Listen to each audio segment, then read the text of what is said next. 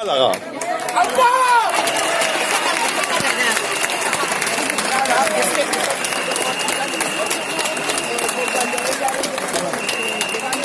Hoy, un lunes más, estamos aquí para reclamar las pensiones públicas y dignas. Pero hoy no es un lunes más.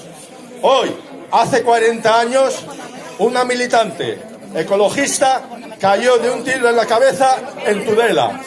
Su sangre, su lucha sigue aquí presente.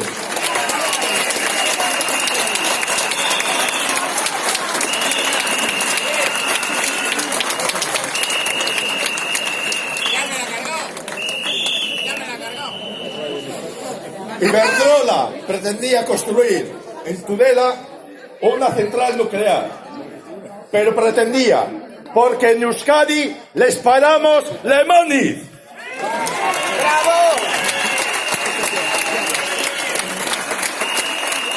¡Bravo! Gladys, tu sangre nos da fuerza para seguir